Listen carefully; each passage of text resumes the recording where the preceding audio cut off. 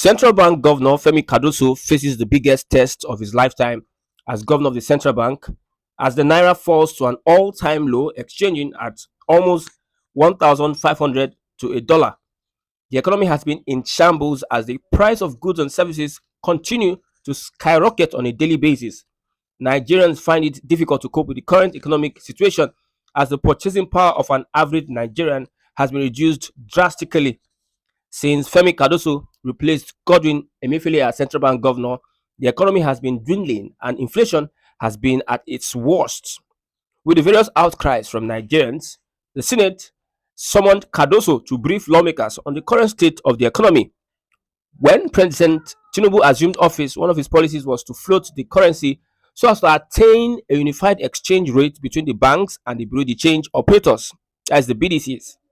But little did we know that this policy was going to backfire and cause heavy consequences and damages to the economy. It is, however, concluded that Tinubu's economic policies is one of the worst in Nigeria's history.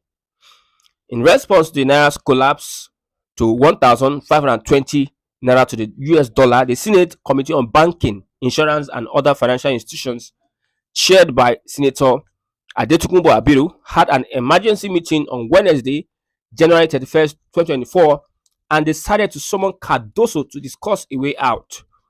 Following the closed-door meeting, Senator Abiru told reporters that the lawmakers were very concerned about the economic condition of the country, particularly the inflation index. He said, "We have held a meeting this afternoon essentially to focus on the direction of the Nigerian economy. We are all living witnesses of what is going on. Underlining the major issue of the economy is the way the inflation index has been, and of course, it is a major concern to us. We have deliberated amongst ourselves. Critical issues were addressed, and we believe that the next line of action is to summon the governor of the central bank on Tuesday at 3 o'clock to brief us properly on the state of the economy. That we have resolved and will communicate to the governor of the central bank, after which we will have further communication with members of the press."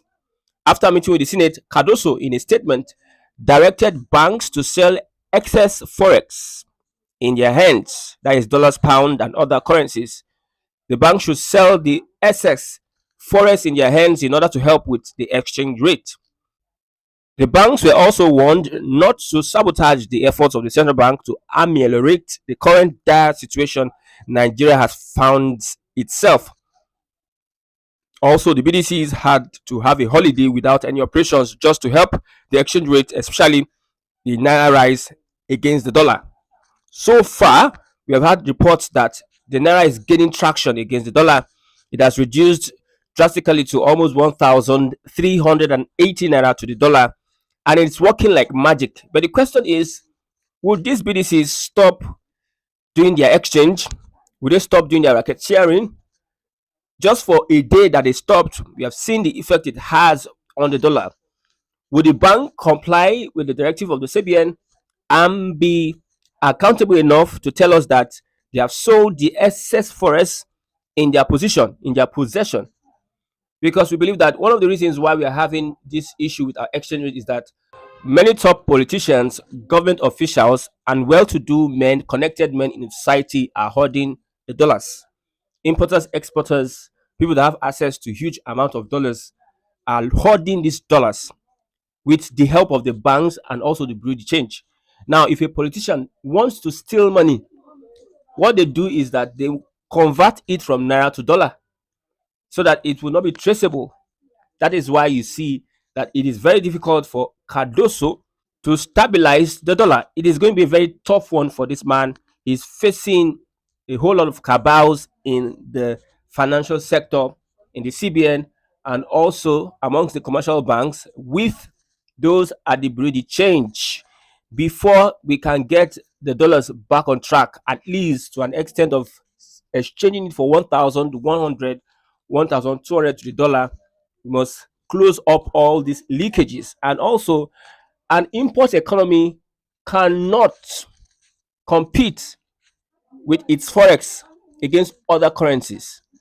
Naira cannot compete against the dollar. If we're importing in dollars, we are using dollars to import into our economy.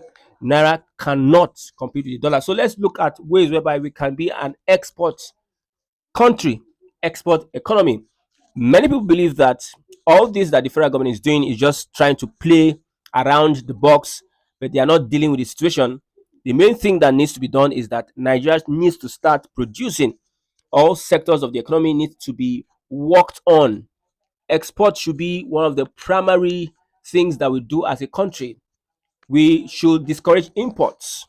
Although we have had some of the consequences of the closure of our borders, and also we have had consequences of having to buy things at a high rate when we have little that we can fend for ourselves. For instance, the bag of rice is 60,000 and the borders are closed. You can't import bag of rice freely. Now, the increase in the price of these bags of rice is because internally we are not self-sufficient, and those that are having these things prefer to export it in exchange for dollars. So in other words, we are the ones doing ourselves, we are the ones standing and fighting against ourselves. I just believe that Cardoso will try his best. Nigerians are not taking it easy with him. Everyone is going hard on him. Some people even said that looking at his resume, you think that he has the capability to bring in policies that will help the naira breathe. You remember that slogan of the Senate, let the poor breathe. Nigerians were thinking with his qualification and also as chairman of Citibank, one of the biggest banks in Africa, he would have the requisite competence to deal with the economy of the country as the central bank governor. But people are saying that he has failed. He has failed in Tinubu's government. They even said that Emefiele did better as a central bank governor than Cardoso. So all eyes on the central bank governor. He's going to be fighting unseen forces. He's going to be fighting cabals. He's going to take decisions that no central bank governor has ever taken.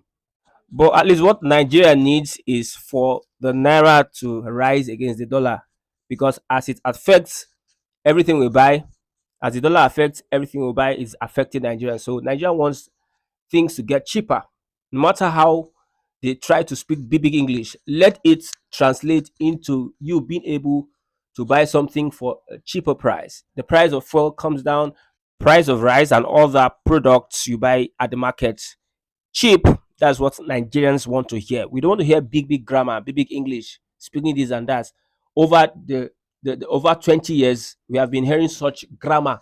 Since democracy and the civilian rule, we have never had anything tangible. We fought against the military. Most of the structures and development standing today is being built by the military. Since we had the civilian regime, nothing tangible has been done since 1999.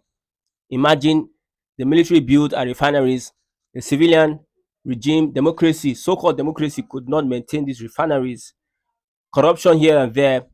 The naira is just during Abacha, it was 22 naira to a dollar, and it remained like that for till he died, till Abacha died. It remained like that.